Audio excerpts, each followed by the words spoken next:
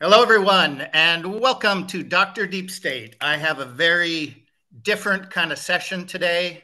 It's a get personal with Dr. Deep State, reminiscent kind of thing. I got my brother-in-law over here. That's what Hey, happens when I start talking like that. All of a sudden, you'll understand why. What I want to do is get to my brother-in-law here. His name's Chris. I'm going to introduce him in a second. Before I do anything, uh, in pursuit of the metaverse. Uh, it's going to be available in the link. And strangely enough, we're going to go into really the roots of that. Who was I 12, 13 years ago when I would have never even imagined that I would ever produce something like this? And they have these strange germination in my conversations with my bro-in-laws. One of them ain't here right now, but he should be. And a lot of what we're going to talk about might be usually in the context of smoke-filled, inebriated times. So be prepared if that's what you're into, because we might get into a lot of that. But we're going to go back and forth and just talk about the deepest roots of how I became Dr. Deep State. We're going to talk to my brother-in-law. Chris, how are you doing today? I'm doing very well. Thank you for having me. Yeah. I Well, never would have thought I would have got you on here. So it's really nice to have you on. yeah. There's still a copy. My wife needs to send this out. I signed it to you, and I said the seeds, the sparks for what became this are really with you. And the story here, I think, is a lot of times, just telling our story and who we are. We don't know where it's going to take us a lot of times in life. So if there's a theme that I found, over the years doing this, people write back, I wasn't trying to convince you of this or have you do that, but strangely enough, both of my conversions have a root with you. So let me stop for a moment. How you doing today, Chris? I'm doing very well. Thank you. Thanks for having me. Look forward to Excellent. reading your book. Great, great.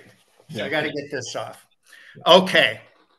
So, like I said, it's been years since I kind of got personal. I don't like to do it too much, but I kind of feel, I don't know. Sometimes I just feel kind of obliged to do it a little bit. I think sometimes people enjoy that. So I'm going to deconstruct Dr. Deep State, the author of In Pursuit of the Metaverse. Links are in the description section. And I'm going to start with the first time I met Chris. So I'll do a little bit of talking. I think we just said this for a second before. We met each other in 2010 at Christmas time. So it was 13 years ago. Was that 13? No, it's more than that. It's 2010. I basically had gone out with a couple dates with my wife. We really weren't sure if we liked each other. And I was supposed to meet her in the bowels of Brooklyn. I'd lived in New York for 18 years and I kind of know my way around, but this was way out there. I was going to walk into a situation knowing almost nobody. And I remember picking up some rugula before I came. You probably don't remember this. This is a Yiddish winter treat. And I walked in to all these strange people at a very strange place. And I said, "Oh, I got you some rugula." And I put it in the kitchen. Nobody ate it. And I guess you guys said, "Why would this guy bring arugula to our party?" You don't remember this. So anyway, it's a very strange thing. This is the first time we met. It was a long time ago. The memorable part when, what do you call that lock you got me in? An arm bar, some sort of arm bar. I think Chris is he's a master skier and he's got two different belts, martial arts belts. So I think there was a lot of smoke going up in the air and this and that. And he's talking to me and I'm kind of a little confused. Next thing I know, he's got me in some killer death grip on the floor. I'm just saying, got it, got it, got it. Can you let I don't know. I think you didn't believe that the stuff worked. So, me? What do you remember about that? well, I mean, I definitely remember you coming to the party. I remember putting you in the lock for sure. And I remember you, surprised at how much it hurt, but you were fine, right? We were okay.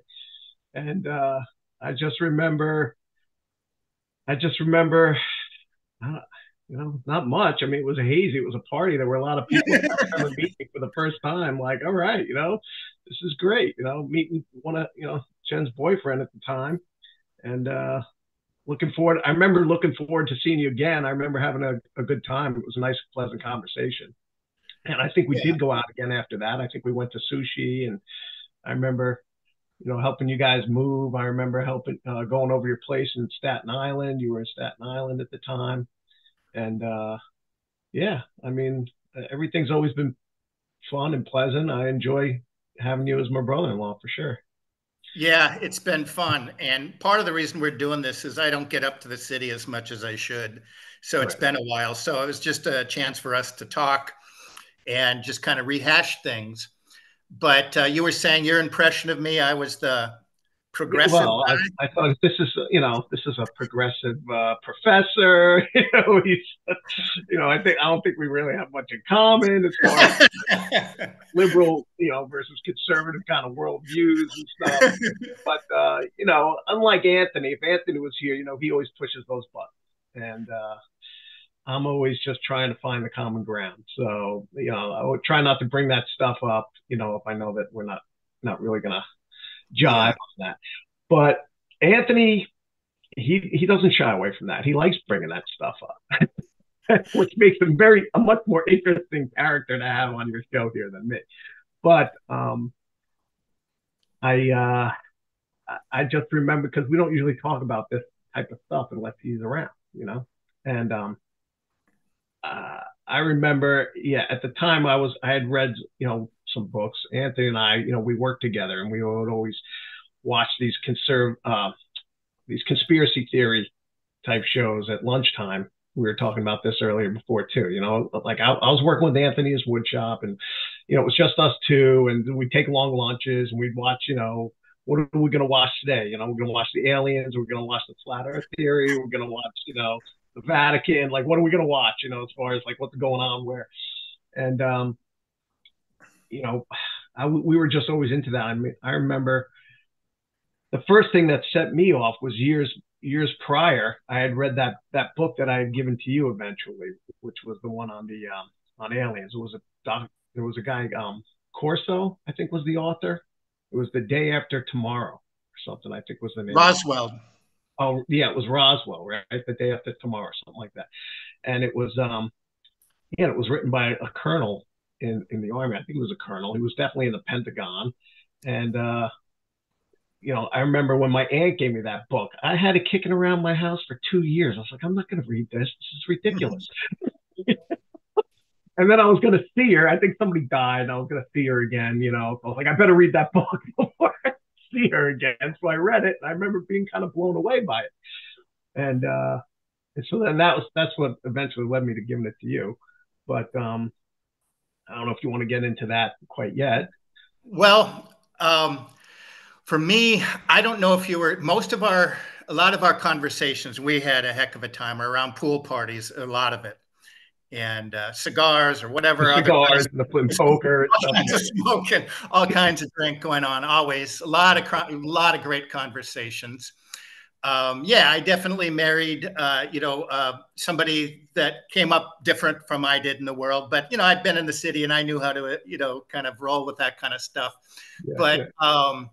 this was about 2012 into 2013. We were over there, and yeah, Anthony would show me these things, like guys with masks on. I think it's like the anonymous kind of guys, and I didn't Oh know yeah, what he was talking about. And yeah, with like the robot voice and stuff. yeah, yeah, and YouTube was I'd never watched YouTube, but I'd barely heard of it. And one time he's showing me this picture of this skeleton out in Egypt or something, and it's like 20-foot long Oh, the skeleton. Giants. Yeah, yeah, the Giants. I didn't know what he was doing. What does this mean? I have no idea what you're doing, dude, or what you're trying to tell me. And I don't think he had the parts put together or whatever. So it's always very disconnected, all these stories. And I just kind of went with them. Again, I've Right. told people I had a background 10 years before that. I was deep into the neocons and the Project for the New American Century and Council on Foreign Relations, but I was doing it at an entirely academic level, and I had no idea of what esoteric meant or anything like that. There was a time, one of these pool parties, Anthony made a comment about Silverstein and if he just wanted to pay for his insurance. And I'd had an idea. I was listening to NPR. I wasn't that progressive. I was for the world I came from. I was considered the right wing dude in my world in New York City, but I consider myself kind of average or sensible. But but yeah, and so I'd heard something on NPR a couple of years earlier. This kind of thing about it was a debate between this Dylan Avery, a guy that put together that Loose Change film, and an editor from Popular Mechanics. And I was kind of listening to it and I didn't think too much of it. And then the last question that was asked is, what about Building 7? And if you hear drops of this kind of information and then you don't hear it again, you just forget it. But it was on a shelf. It'd been there for a couple of years. And I'd seen Loose Change many years earlier. And if you don't have it connected to something, it doesn't make sense. And for some reason, we went up to Roy's office. There were a few of us around. I don't know if you were there. And I'd never heard of YouTube. I plugged it in and I watched those suckers. And I never forget it. I just was like, time was just suspended. And that was about a year in my life of just kind of tapping at that and trying to figure stuff out. And I don't know where you were, with all that kind of stuff at this time, but I think you kind of were plugged into different shows that maybe talked about stuff like that. Yeah, I watched a lot of the YouTube stuff. It was, but you're right when you say like if it's you watch something on the Giants and you're like, oh, okay, that's crazy. Then you watch something on 9/11, and oh, this is crazy stuff, and then you watch about, the deep underground military bases, that Phil Schneider guy. Then you watch something on, whatever, like you said, the count before, and you're like, it's just all disjointed stuff, But like you said, when you've done something that is very special, especially in your book, is kind of bring it all together and show how it all kind of connects towards like a final goal or what it means, like what all of these different parts and pieces of strange conspiracy theory stuff, which, I think most of it is true, but, it sounds crazy to people who've been plugged into the matrix, so to speak, and have kind of been brainwashed through our media and our this and that. And it's hard to get kind of unplugged from that, when everything around you and everybody, all of your teachers and everything has been teaching you one thing, it's like, the whole evolution thing, it's like very hard to unplug from that when that's all that's ever been taught to you or told to you, so then you start watching these things on your own and then you sound crazy. You almost don't want to talk about them to other people because you sound like, like a nutcase. So it's hard, but I think you've done a really good job at kind of distilling all these different ideas and these different events and things that have happened and pointing as to why, what's the purpose, what's the point of it. Well, we could go then. I mean, the big time in my life was the Berkshires, and we were all talking for days and days and drinking for days and days and days and everything. Yeah. That part I was kind of on board, like what's going on. And for me at that point, I thought that was the first time that you were like, there's no way I'm going to believe in the aliens. Well, I came to have a different opinion, but here's where my research had left is these people, these kind of dominant economic players. It's still this where the world is right now, I think, is they seem to be working from a playbook to fulfill biblical prophecy. And I remember we were talking about that, and we can go into back and forth. At this time, this was like 3 or 4 days. And I mean, things were blowing up in my mind. Like I was looking into the moon, and I mean, like all this stuff. And at this time I was out of college and I didn't have my next job. And so I was just in one of those, and I think all of our lives were falling apart at that moment. So I was just like, what the hell? I'm just going to like open up to any crazy thing, whatever. But one of it, I don't even know if you remember any of this, but I replay it all the time, but I can go into it, but I'll see what you know. But we were going up skiing, and that's what I said to you. Essentially, I don't get why they're trying to deliberately fulfill what seems to be biblical prophecy. At that time in my life, I was an agnostic. I wasn't an atheist, but I just never went into this. I never made that connection. Mm-hmm. And the Bible wouldn't, I think, unless you have the grace to make sense of the Bible, it just won't make sense to you. I didn't have that grace. Hmm. Um, and before I continue, do you remember this? Just me. This was the one day it was just me and you hanging out. Do you remember that? Yeah. No, yeah, yeah. But I thought it was, from what I remember, I thought it was, I thought the question was why? What's the point of, trying to fool the world for hundreds of years type of thing? Why would, I forget what we were talking about, evolution or something, uh, creation theory. I forget what we were talking about, but I had thought that we were discussing what would be the point of fooling the world. And I was at that time, I look at the world through a biblical or a spiritual kind of lens, and I can kind of see, as far as I can remember, I could kind of see the world through that spiritual lens.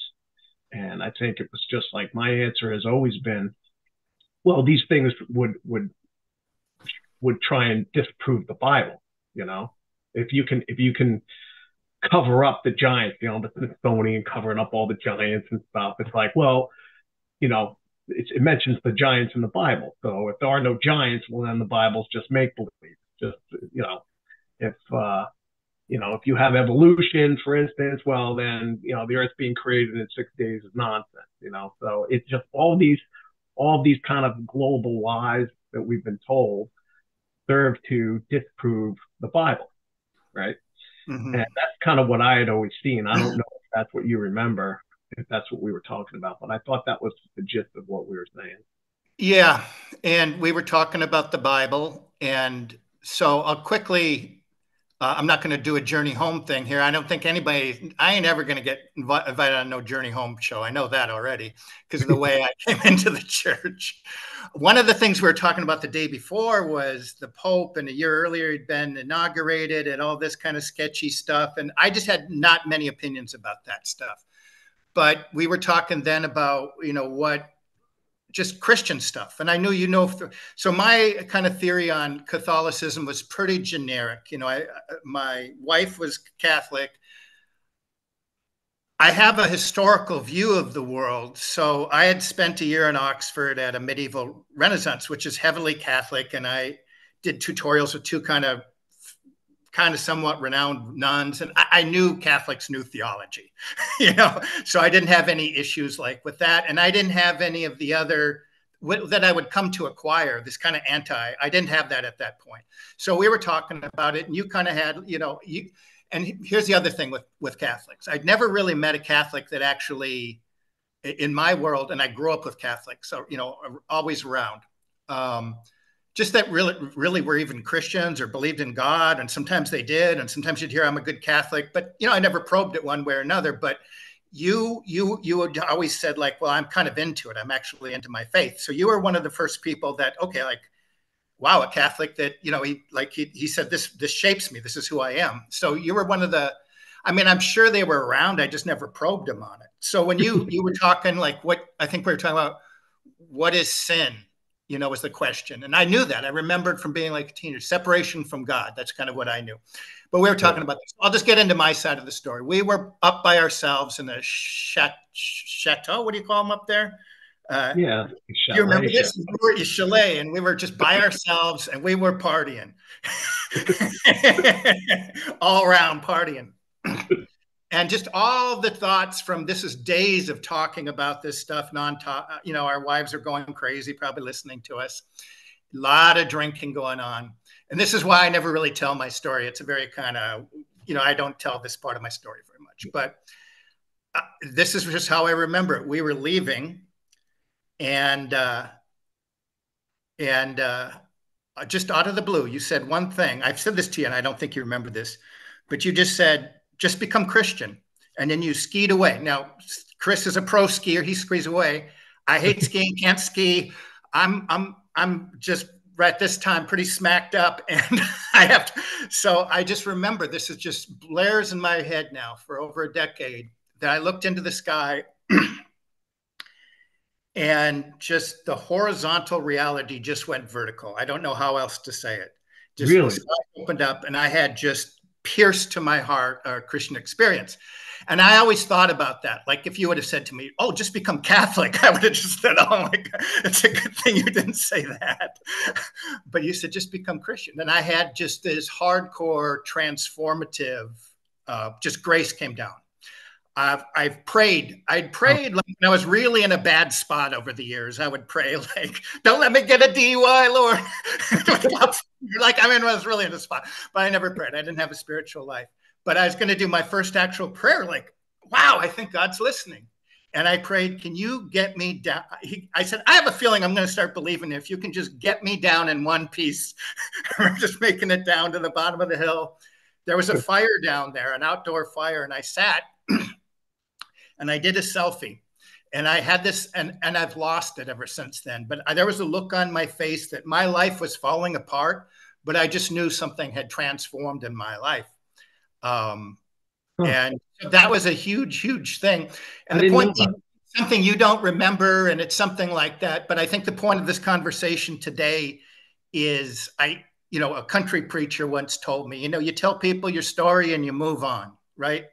And so you just kind of go about it, but we never know in the tiny ways, how our lives can change it. Now, maybe I was destined to come back to the Yeah. faith or return to my baptism. I do not Mhm. know, but that was, and I think I've talked to you about this once before, and you don't remember this whole thing. And Uh, no, I don't remember. I don't remember you having this experience. and the reason it was so good, because I think when the Holy Spirit comes, it's not this gift of jabbering, tongues or whatever. It's you feel convicted. And I continued to drink. And Yeah. that night I just had a complete breakdown. All of the sins in my life came to me, And so it was very dramatic. Wow. Wow. Yeah, Wow. yeah, yeah. And I remember driving back without having read anything or thought about it, driving back the next day. And just what occurred to me just immediately, something I'd never thought of, just being pierced by the Spirit. I remember I was just driving back and thinking, yeah, you know what? I don't know exactly what the Bible says about homosexuality, but I'm pretty sure it's wrong. And another thing is like, I never really thought about this, but I think abortion is wrong. I didn't have to read a thing, and I don't even know where it came to me. These things were just starting to come to Yeah. me. You just know it. Yeah. You were connected now. Wow. Yeah, yeah, yeah. And the first week or two is kind of weird. Like, I just knew everything would be. I mean, and that's where I started connecting everything that goes on and seeing that this is part of a biblical narrative. And Right. then I, Right. I became obsessed, becoming, who would be Dr. Deep State, taking all my scholarship and then learning and learning and learning about the Bible and connecting all those things. Right. Right. Um, Yeah. and all the things, I just couldn't put all the things together in political theory that made no sense until I put those two parts together. And then it's like, okay, I see this is, I hate to say it this way, but it's a grand Luciferian conspiracy against God and man. It's Right. that. Right. Yeah. All the stuff doesn't make sense unless you have that part. If you Yeah, have the God, the Bible is true, God and Satan exist, there's the spiritual battle going on, then everything else makes sense. But if you don't have that, then what, then you can't understand why certain things would be the way that they are, certain conspiracies, if you will, take place, and it doesn't make sense to you. Oh, that's ridiculous. And, you don't see it. But yeah. if you have that piece of the puzzle, it's like, wow, all right, it all makes sense. so, yeah. So I'm glad. Wow. Yeah. I don't remember you ever telling me that story, but that's a profound. That's a big one.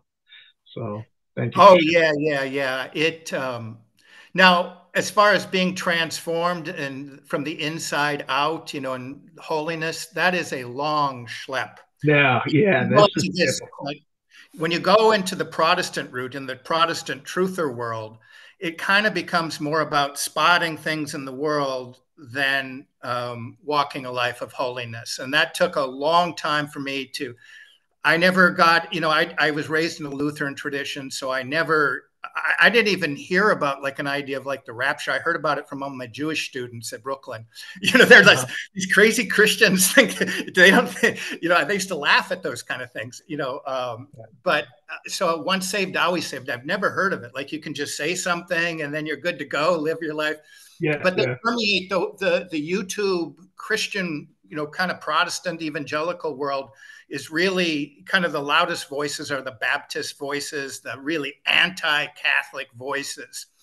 hmm, And so I ended up absorbing a lot of that anti-Catholicism and yeah, just the idea that central purpose in life is not to be more Christ-like in terms of your holiness, but you kind of just figure you're getting points for spotting this and this and this and everything. And I can just say this, and I don't want to piss any Protestants off because I really do want to sort of open up what I'm doing to them, because I believe I believe the whole Christian world, Catholics included, is in a state of apostasy right now. But that's the kind of the point of the seeing through the singularity. But yeah, I start to notice patterns that people just round and round talk about these.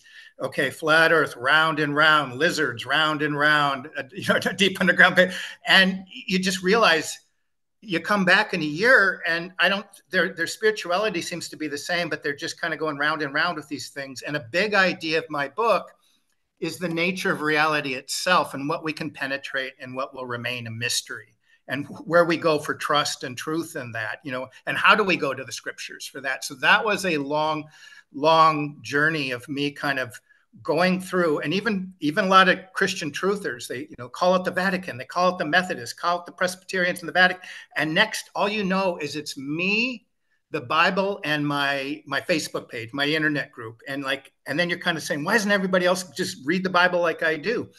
It took a long time for me to grow in the faith, to learn the Bible, to kind of think like I wasn't even to the point like there is a church, it's a visible church. I didn't even get that paradigm. That was a huge leap.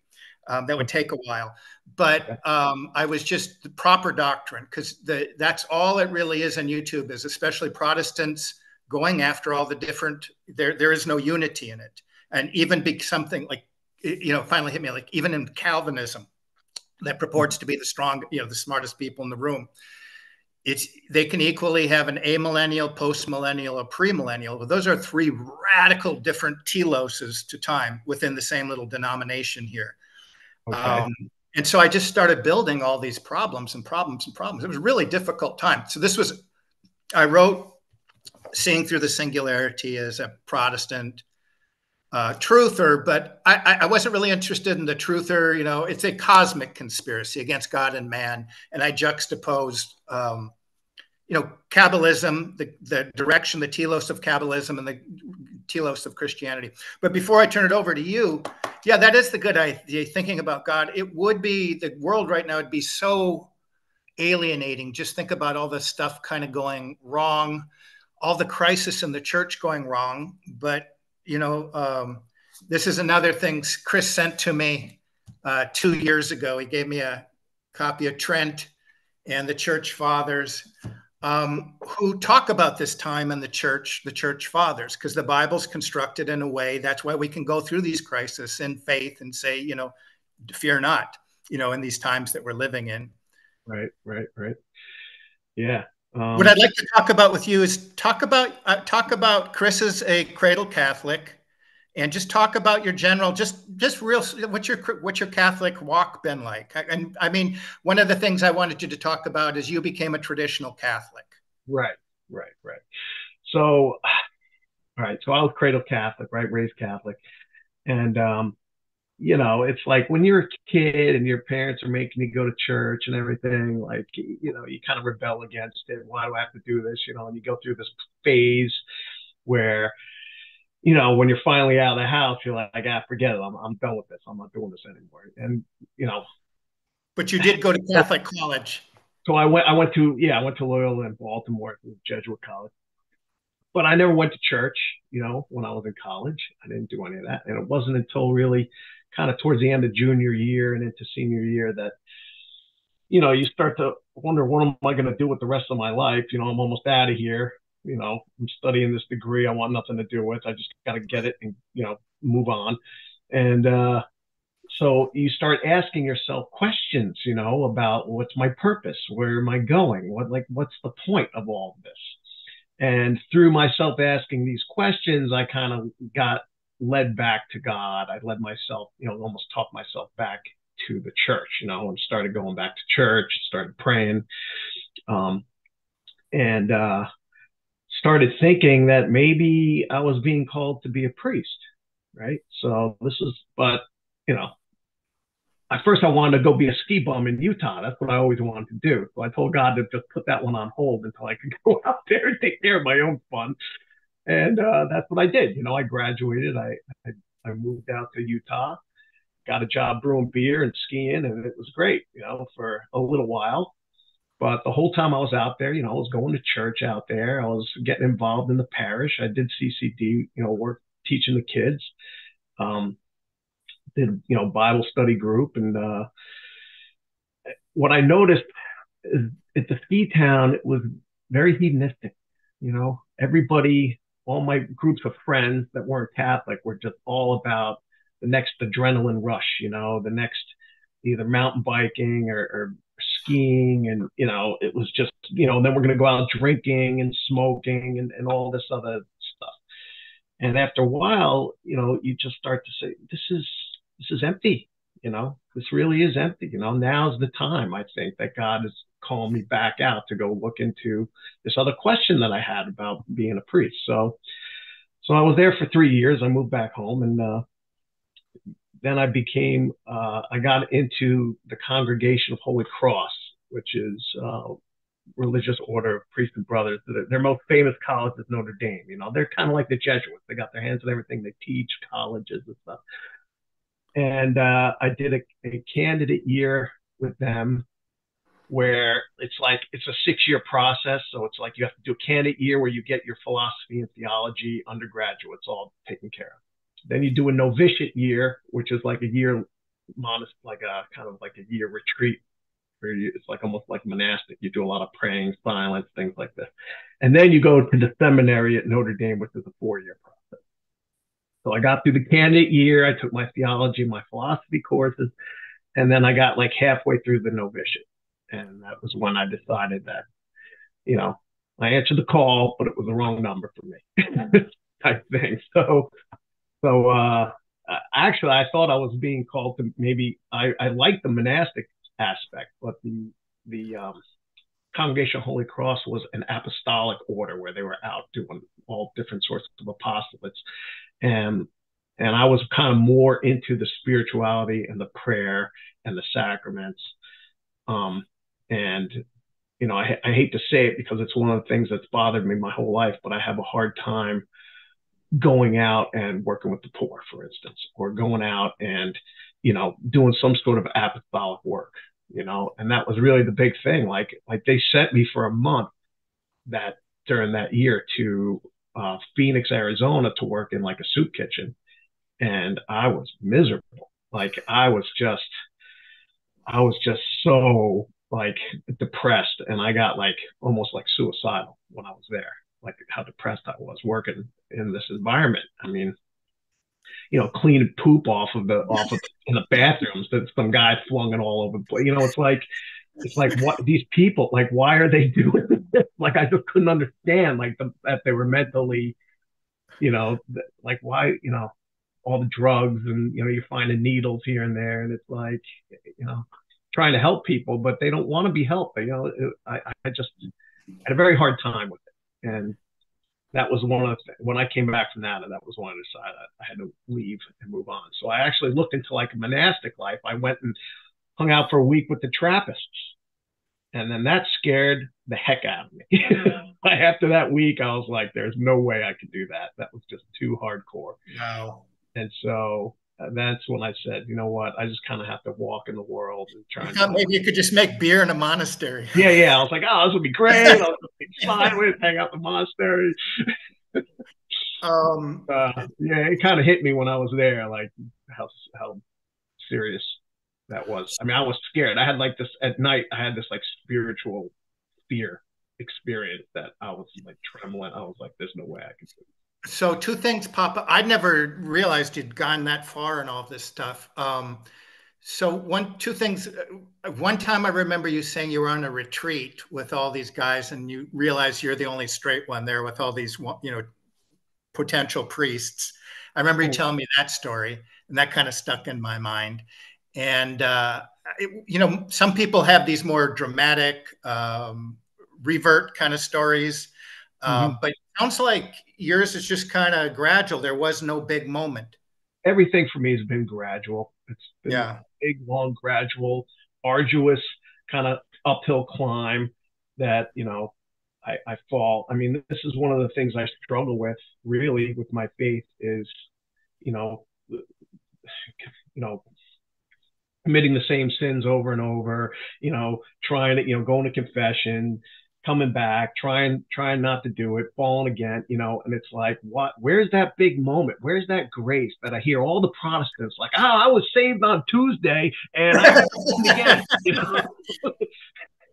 and I'm just like, I don't understand that. How come that's not happening? Where's the grace that we're supposed to get, in the sacrament, and it's Yeah. my I wife, like the, my wife just keeps reminding me, like, look at how far you've come from where you were, type thing. Like, oh yeah, that's what it, I tell myself. There's it, a this is more of a Catholic expression that I have to use is, you pick up your cross yeah, and hopefully you're making progress and you're going forward. yeah. Um, But it's hard. It's hard to try and talk to people about it when you're sitting there getting drunk with them. I mean, I work at a brewery. I hang out with these guys, right? That are all like, and I don't want to shy away from speaking about my Catholic identity and try and reach out to them. But then at the same time, I'm like having beers with them. I'm going to these events, these drinking events with them, and so it's like I'm a hypocrite, and that's how I feel. well, you are a brewer, so that's going to come into some of the activities. Right. And I've tapered off, and but it used to be pretty bad. I mean, you know, I used to smoke a lot of marijuana, a lot, and I mean every day for like 20 years, and trying to like it's all natural. It's okay. It's a venial thing type thing. And you want to ask me about how I got into traditional Latin mass. Well, this is part of it. It's like I'm going to the Novus Ordo parishes my whole life. That's all I ever knew. Even in the seminary, that was the only thing I knew. And I'm stuck in like these same ruts, these same sins over and over. I mean, years and years, and it was no big deal to me. Like, and kind of like when COVID hit, all the Novus Ordo parishes, this was a big problem I had with the church was the bishops kind of kowtowing to the government and closing down and instituting, like, we had to make reservations to go to our mass, and they had most of the pews were taped off. It was like every third pew you could sit in, and I'm like, well, what if we make a reservation for the 8 and I sleep in? Now I just put somebody's reservation. Like, I felt like we should be able to go in. If you're dispensated, if the bishop gives a dispensation and you don't have to go to Sunday mass, then you want to opt not to go, then it's fine. But like, people should be like, we should be more worried about saving souls than saving the body. It was kind of my stance or what I believed. And so I was a little kind of put off by the way that the bishops handled the whole COVID thing. So, you have to start watching masses online. We would do that on Sundays, and I'm like, well, why are we going to watch the mass? Let's look for like a really cool mass. So we found like the old traditional masses being said, and they were beautiful. And then I found this local parish up the street, St. Michael's, which is SSPX, and we started going there and checking it out, and that place was packed. I mean, nobody wore masks. I mean, a few people wore masks, but they were packed in there. They didn't care. They were just like all about the sacraments, all about saving their soul. Yeah. And that was kind of like a big thing that got me over there. Now, when we first went, it was, you feel like you just stepped into a cult. Very different. Different language. The women with the veils, like, they're all dressed modestly. You're like, what is this? What like. I'm hoping my wife is going to be turned off by it, like type thing. And I'm like, but she was great. But, it's one of those things that after you go a couple of times, you start to see the beauty in it and it starts to appeal to you. And then you start to go, like, we used to go to Novus Ordo. And dude, like before mass, there was so much talking going on. I couldn't pray. I used to go there and bring earplugs before mass, big fluorescent earplugs, and I'd stick them in my ears so I could pray before mass. That's bad. You go over there, you can hear pin drop, So, and it was like, confessions. They have confession before every mass. Half an hour before every mass, it's confession. So, a lot of times, like if you miss it, if I'm working Saturdays and I miss it on Saturday afternoon, like that's it. I missed it that week. And I go to church Sunday morning, I got no opportunity. So it's like there's a lot of like things about the traditional Latin mass that are just great. And and the other thing was, I'm like, when I first went there, I was thinking like, how come I'm born and raised a Catholic my whole life, and I come into this church and I don't know what is going on. Like I had no idea what was going on in my own face. How is this so different? I couldn't believe it. And so I kind of made it a point to like get the missal, read through it, read books on it and study it so that I understood like, what it, and so now it's like, I just love going to that mass. It's so much more fitting. It's just so much more reverent. It's like, I don't like Vatican II, it's like, they said like in the documents after Vatican II to keep the Latin, right, to keep the Gregorian chant, but then it all got receiving on the hand, all these things that it's just strange, the other thing was the other thing that really impressed me was the confession. Like I told you, I was smoking weed every day for 20 years, but I would go and I would confess to Novus Ordo, and they're great, they always give you the forgiveness. I went in there and the priest almost didn't forgive me. Wow. Yeah. He's like, I can't absolve you. I was like, what are you talking about? What do you mean you can't absolve me? He's like, you have to repent. You have to like not want to do that. And he's like, you have it? And I was like, yeah, it's in my garage. I keep it in my garage at home. That's crazy. And I was like begging him. I was begging this priest in the confession, like, please give me absolution, because I wanted to receive the Eucharist kneeling on the tongue. Like, I really wanted that. And he said, I'll absolve you, but on one condition, you got to go home and get rid of it. Wow. And so that kind of blew me away because I had never been like refused confession before. Wow. I refused absolution, So that like scared me. And that got me thinking about everything. And I tell you, that was a big turning point for me because that's when I was like, I got to start like making changes. Wow. Well, so during the COVID, I think that's where Christianity definitely looked at itself. So in the Protestant world, they have the 501(c), which basically kind of comply with the world in order to get your funding. Right, right. It's all about funding. And that's trickled into the Catholic world as well.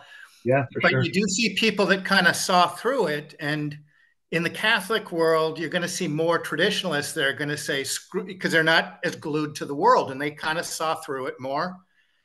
Right. And you hate to say it, but Sede Vacanus saw through it even more, Yeah. but like I went to confession yesterday. It'd been 4 months, and I went to my Mount Senior, and I was in there, and he's such a softy, and he basically said, "Hey, this isn't demonic. This is everybody does it." He basically said, "If it feels good, do it." And I just left, and I had to say, "Are you going to give me a blessing?" I mean, and I just really bummed me out. So we have a younger priest that's a little more aggressive, and I made sure to tell him, and he gave me some good advice. But let me dial it back a little bit to my very anti-Catholic phase. I had just written this book in January 2000. Right before that, we were talking, and I was at this frame of mind, just to dial it back, where I just couldn't imagine why anybody would be Catholic. Do you not see what's going on at the Vatican? And, the Pope is talking about UFOs, and these guys are walking around with yarmulkes on. I mean, I just saw it through that lens alone. And I'll tell you a long story short. Again, Christmas, we're all drinking and whatnot. And I was probably I was just about to finish this. This is just one little seed that planted. It took a long time. But, I was still repeating the echo chamber of stuff that Protestants say, like, well, the Bible says, call no man father. Why do y'all do that? And this kind of really simple stuff. Because I never tried to look at it from a Catholic perspective, because I thought just the typical thing. I thought I knew it, but anyway. And I just said to you something like, I can't remember, something about the Pope or something like that. Like, how could anybody? And you said something like, I'll say the word "and." Well, I think he's an antichrist. And I just remembered, okay, that's interesting, because at least you can see that there's an issue there. You're not like all these Pope splainers whistling in the dark kind of thing. Yeah, no. It took a few years for me to kind of think that through, that's possible, that you can see that, but yet still remain faithful to the faith. And it took me. Right. And there's a lot of things. I had already kind of decided that I was going toward in the direction of the church. But one thing, Council of Trent says very clearly, the apologetics come back to a couple basic moves. Christ started a church. He started apostolic succession, breathing on the apostles.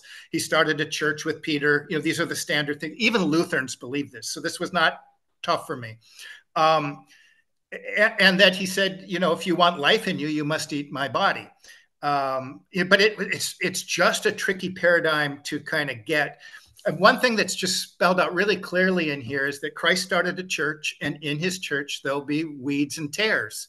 Yeah. And the answer is not to, like Sedevacanists or Protestants, not to split. It's like you ride it out, all of the tension within the mystical body of Christ. And is it my job to pull them up? Well, it's your job to speak the truth. And so, that was a big thing when I saw this difference, saw the church as the mystical body of Christ, that's playing out the true passion of Christ. And that was understood all the way from the and then the church fathers knew that. When I got that, it blew my mind. And I remember, because I'd gone to Catholic masses, most of them stunk so much for 10 years. I would go to a Protestant one, and I've sat through some of the worst ones. Vermont's a very unreligious state, and you go into a Catholic church in Vermont, and it's like being in a morgue. I mean, anyway. Once this clicked, this paradigm, and I started to kind of see it. I remember one time being in the church I go to now, just a light bulb went on, and like all these people that were Catholic, and I just thought were so weird and strange. And I was by myself. My wife and daughter had gone up to New York, and there was this moment when the organ, you alone are the whole, and there's an organ hook at the end, and I remember something just chinked in me, and it was another just moment that I just snapped out of it, and I just saw everybody around me as like almost like family. Like I just felt close to these people, and I just knew like this is where I want to be. Something really clicked. I was an RCIA. I was very focused on doing it. And like you said, when you came into the church, you definitely find it more with the traditional church, but I felt like I was plugged into something, a 2,000-year-old church. It was just so overwhelming. the Yeah. moment that I was truly received. And something happened when I had the final, cross from the priest. It was very, it was just, Was I that really, confirmation? Was that? yeah, well, I didn't have to get baptized and some people did. This was Well, you had to East. be confirmed, right? Yeah, I did. And I had to kind of speak, I believe, and I did. I truly believed that the Yeah. Holy Spirit worked through the Catholic Church. I completely believed this. I mean, in the back of my mind, all through RC, I am reading about sedevacantism. I'm reading, people talking about the Borgus Ordo. Most of what I watch is traditional. But, what am I supposed to do? I want to be part of it. And, I want to be safe. And this is where you go in an entry point. I'll figure that out later. I wanted to spend a couple years just in the church and figuring it out before I just wanted to just kind of be quiet and become a member of it. But like you're saying, when you go to the traditional mass, you're even more, you can talk about it, just plugged into like, dang, this is like, and then you see, and again, I've been to one Latin mass in my life. Okay. And it is another world. But, when you start, like you've probably done, you start watching the YouTube videos that explain all the little details in the service and the significance that you're participating in something, each little thing. And it's a learning experience spiritually, right? Oh yeah. Oh yeah. Absolutely. Like the same thing like that happened to you, like thought process that was going through your mind about being, you felt like you were now part of a 2,000-year-old church. Like that's the same feeling I had when I went into the Latin mass is, I'm like, this is the church that all the great saints I read about went to, that this is the one that they had. Like, how come it got changed? Like maybe the year, like I was born in 72. What year did they institute the Novus Ordo? Was it 70, 71, 72, somewhere around? It was like right when I was born. I'm like, how come, all of these great saints throughout history had this one mass in Latin, and all I've ever known is the Novus Ordo. And I wanted to be plugged in with all of those with the rest of history. I feel like I've been almost robbed. And when I started going to Latin mass, yeah, it felt very different, but I felt like if this was good enough, for all these great saints, and for I mean, they say it goes all the way back to like, Gregory the Great or so, and there were elements of it before then, but it was just kind of solidified and then reaffirmed in the Council of Trent. And I wanted that. I wanted to be part of that legacy, and I really feel as if this Novus Ordo church every year gets a little more watered down, just gets a little further and further and further every year. And I honestly believe the future of the Catholic Church is the traditional Latin Mass. Like that's like it, like they kind of broke away from it, but that's where the true church lies, and that's what I feel. I feel like with especially with this Pope and just things that have happened, the whole ecumenical stuff that's going on. Oh, we can't really, baptize other people, baptize other, go out and do missionary work and baptize people. Like that's what Jesus told us to do. Why aren't we, like there's some priests who are proud of the fact that they haven't baptized people in 20 years or whatever, you hear about. And it's like, well, what, that whole like Pachamama thing, they're like, oh, in the name of ecumenism, we're going to worship other idols. It's like, what? When the Pope went to Canada with the Indians, and apologized to the Indians or whatever, they had the sage going and stuff. I'm like, this is pagan. Like, how can you participate in this? Why don't we finish off talking a little bit about the crisis of the church? And I think what you said, it's hard for our human eyes to see through what's going on, but the typology that would suggest the passion of the church, and a huge theme in my book, Seeing Through the Metaverse, is that the millennium of the sort of evangelicals is a misplaced category.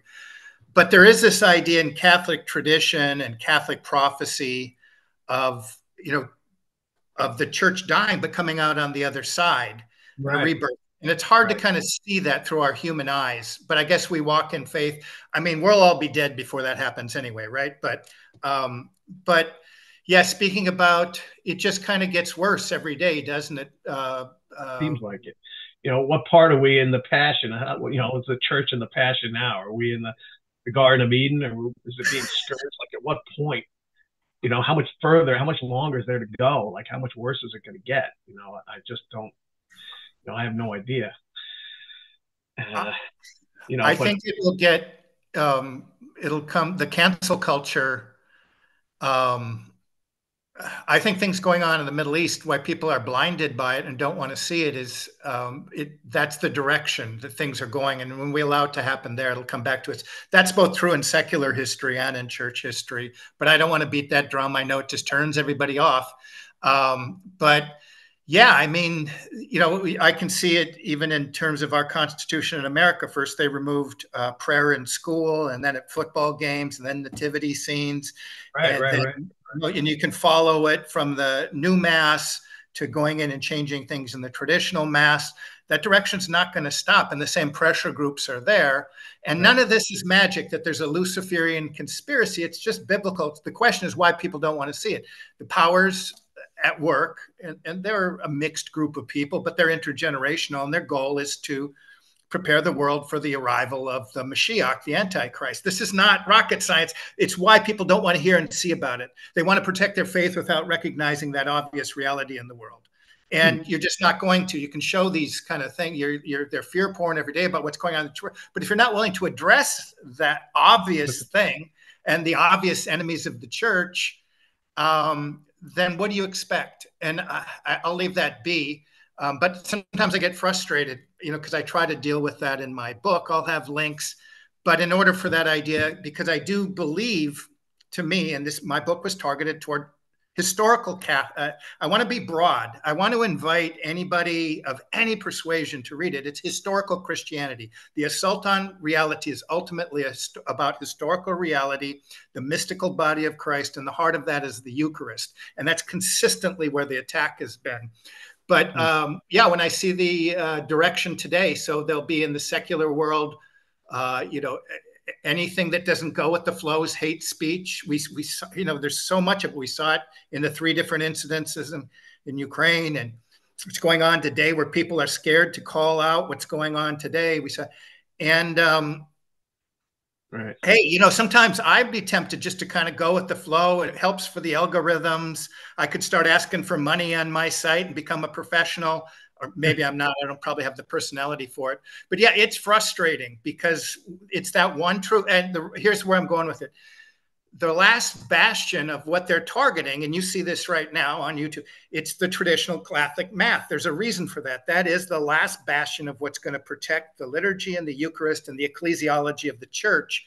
But when they don't want to go full bore and truly protect all of the truths of the church, and I put a lot of it on the shoulders of Father Fahey, who's representing 500 years of papal authority. When they don't want to discuss that, all you're talking, I don't know, I'm going to shut up, but to me, that's my goal, to protect. I think that the traditional Catholics should have a lot of weight to bear on their shoulders right now. I think it's the last stop in terms of protecting it. And we could just say, well, it's God's, let's just let them build a third temple or this, but we're not called to do that. We're called to defend the faith. Right, right, right. We're called to defend the faith. And yeah, I mean, that goes to like what I was saying before about like the future of the church is the Latin Mass, but the Latin Mass, is going to be persecuted against. This is what you were just saying. Even the Vatican is persecuting the Latin Mass now. Like, it's crazy. And I mean, I don't think it's going to be big. I think we're going to get persecuted against. Like Taylor Marshall has that corral theory where he's like they're all being corralled, and then it's going to be like canceled, at all the Latin Mass, and then you're going to have the catacombs again, where they're going to like hiding in secret, in people's basements and stuff, having mass. Like, is that going to happen? Like, it might, but yeah, and this gets confusing because there's one typological idea at that point. If the mystical body represented the real body, Christ was dead. That the potential for life would be there, but there might be a certain death in the sacraments. This is a point where, just like talking about the legitimacy, everybody's just got an opinion. It kind of doesn't matter. But at that point, that the church is underground is truly the only thing that's, when Christ said he'll be alive in his church, is it just him being alive in the faithful? And if the sacraments are gone, maybe just the people that really want to preserve at least the biblical Christianity that are really being persecuted, we're more on a par with that, with other truly faithfuls that are willing to, martyr for the faith.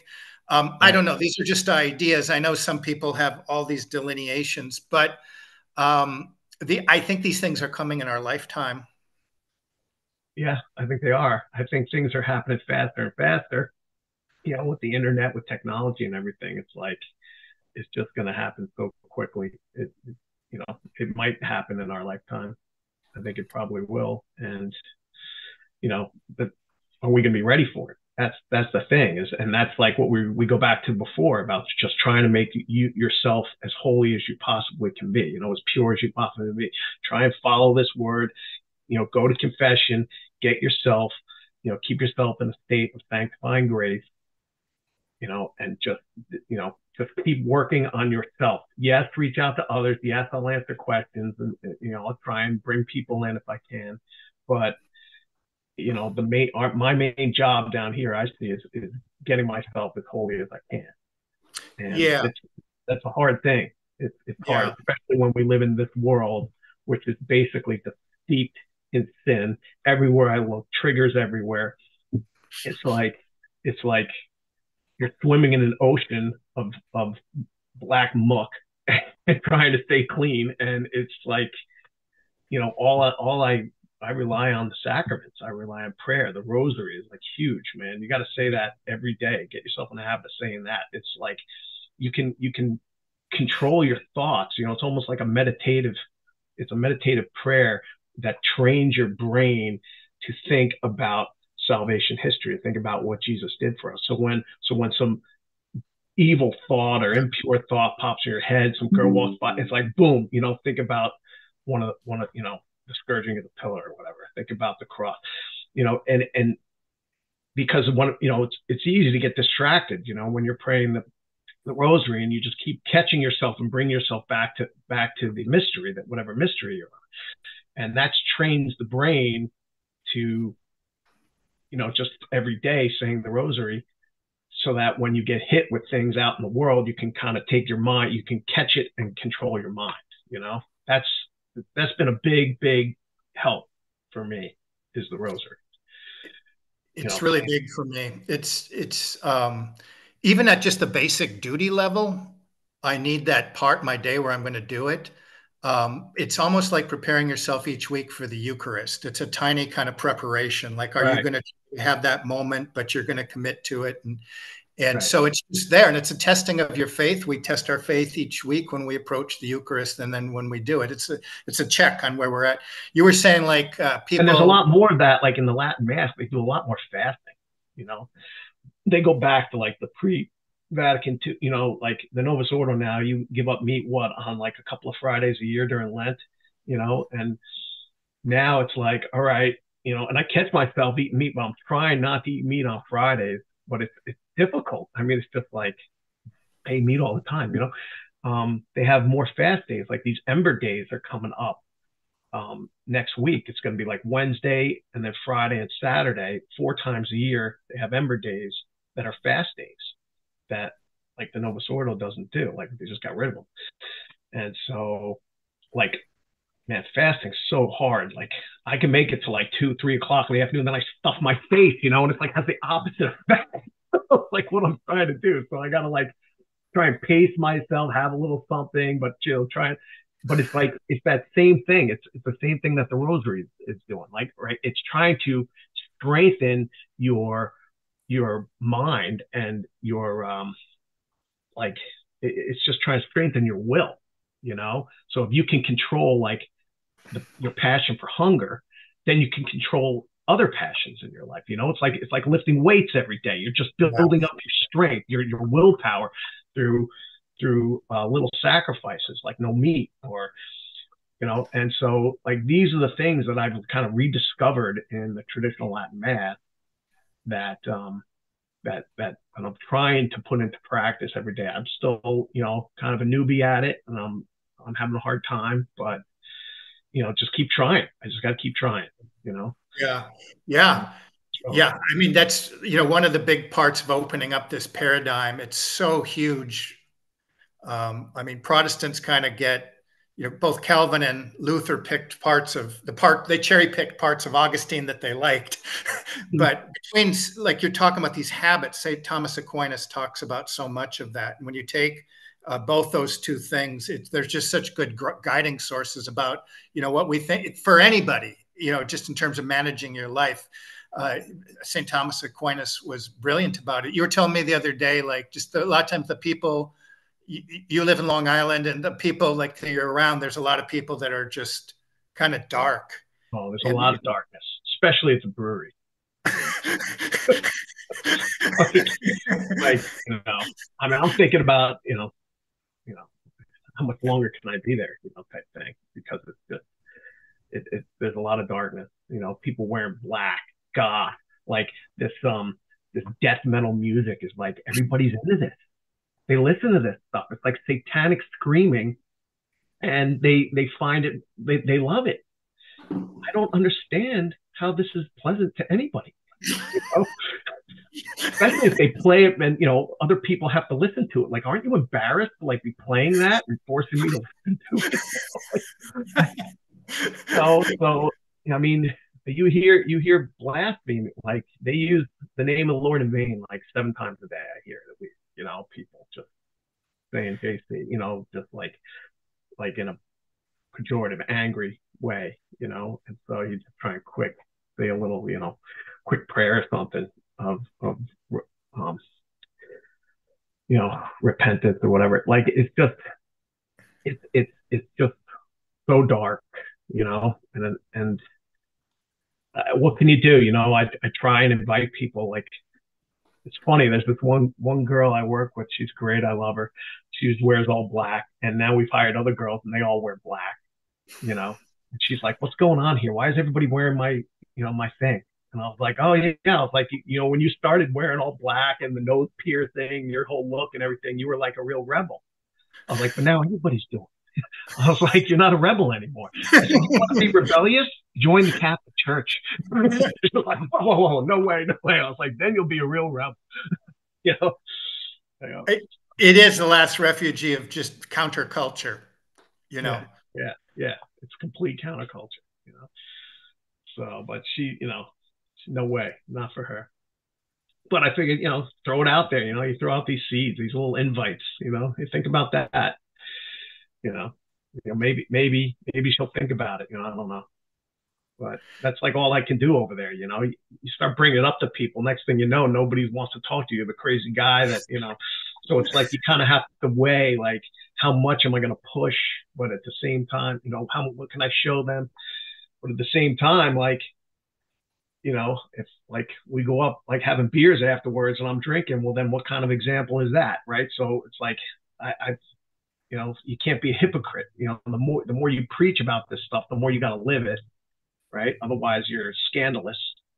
You're creating scandal. So it's like, I don't know, man. It's like it's hard. It's a hard kind of balance, fine line to walk, trying to improve myself, bring other people in, Yeah, I mean, like if I can bring stuff around, like in pursuit of the metaverse, in the Middle Ages, it would be impossible for anybody not to think about the kingdom of heaven. It's this place, and the saints are there, and we can go there. And it's like, and it wasn't because I think it was literally the world was more porous, and that's what my mindset is. I just had no concept of something like this as an agnostic.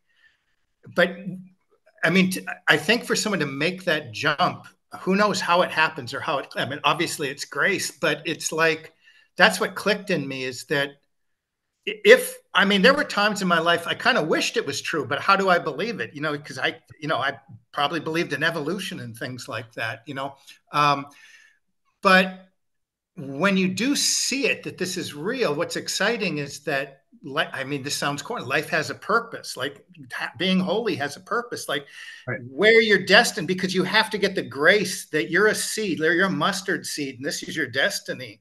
Yeah. And if once you open it, God will walk you along the way, and He'll show you a little. You don't pray for signs, but He'll show you as much as you need along the way that this is your destiny, this hypostatic union of being connected, that the reality, this diminished fallen state we live in.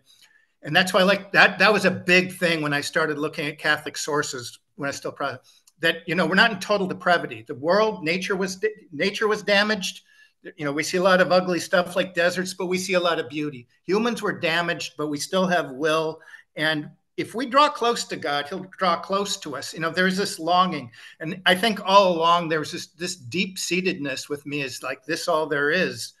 But I just kind of left it at a point of nihilism. It's like, I guess, you try to have the coolest job or be smart, and it's like, just like you said back at the brewery days, just chasing your next high in the whirlwind, the spectacle of what the world wants. And how do you break yourself out of that? The Catholic response to all of these is so simple. If Protestants can just get it, it's never, is it works or is it grace? Catholics don't think about it. It's neither either or. It's both and. Yeah, It's yeah. grace, and you cooperate with it. We have free will, and you work with it. You ride it out, and you ride out the mysteries. And that's what I love about Catholicism, the tension and the crisis. There are things that we can hold on to. There's been the Holy Spirit has protected the magisterium in a very consistent reading. And that is just only through divine fortification could even the new catechism exist in the shape it does. Right. But yeah, I mean, ultimately, it's what we were all designed, and of course, I argue this in here too, using our theory. We're designed to worship something, right? And we just have to get aligned with that. And a final point I have to say about conspiracy: there is a place for it. That's why Christ sends His apostles out and says, "Don't be smart as doves, or be wise as serpents and gentle as doves, and watch out for the leaven." You have to know that there's an agenda at play. And that would have been helpful for a lot of people to know that, Bill Gates and Fauci are maybe people you should be. I mean, are they good? Do they really have your back? Do the pharmaceutical companies really have your best, your health and their best interest? No. Compared to, Dr. Kuczynski has a great article I'd like to discuss with him, but showing, the world wants us to have your best life now, or just self-improvement, or versus salvation, the best of the community by whose definition, or salvation. But when you're really, truly, I think, sparked and you see the kingdom, salvation's the road that you're going on, and you do through the drudgery. Another thing I like about Catholicism, the microcosm's always the family, and you offer up the pain and the frustrations. It's there. And just the paradigm of the family makes infinite sense.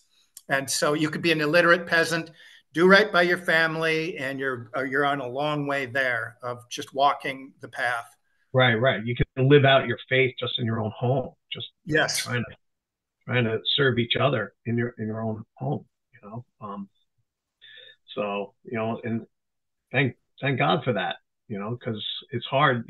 I've been trying to find things I could do to help in the community, but I just feel like that's not like I'm called to be in my home and serve my wife, and try and work at the brewery and do the best I can to, like, sanctify that workplace, around me, and bring God to whoever I can there, like that's where I feel like I'm called to be. I try and do things through the church or whatever, but I find that I have a very hard time, like, finding my place. Like, I was teaching CCD a few years back, and I mean, I just saying things to the kids that I'm like, I grew up in sports and in locker rooms and, wood shops and breweries, like I can't, like, I'm like, yeah, like maybe I shouldn't be around the kids, maybe older people, let me go talk to, sick and homebound members of the community. That's like my next thing I want to go pursue, because, to try and find, that spot that you'll fit in. Well, we should probably wind this down a little bit, but my last thoughts are, I didn't realize that you were in SSP.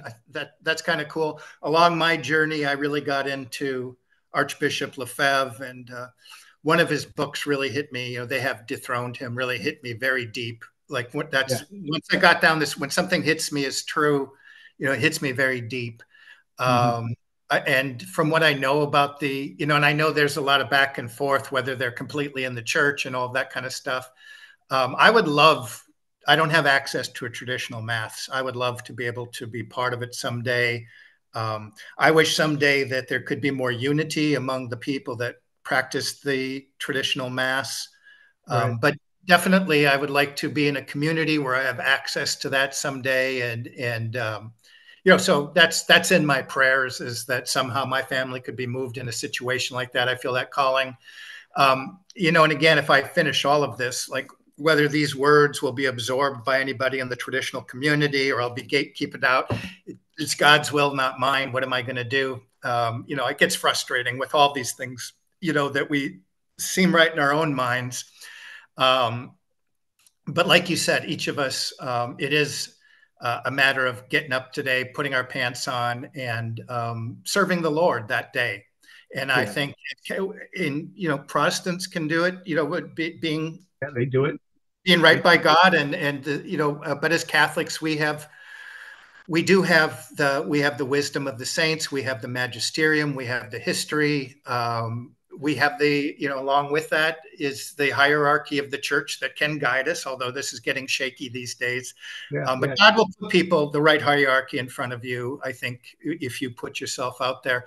But yeah, it's God will, if you want to draw close to God, uh, um, he'll draw close to you. It's a relationship. Right. Right. it's Right. Right. it's not just complete. And finally, the rosary is become a really huge part of my life. Yeah. Yeah. It's so important. And just that discipline every day, just what it can do for you, and the discipline that you can grow your will, your strength, everything.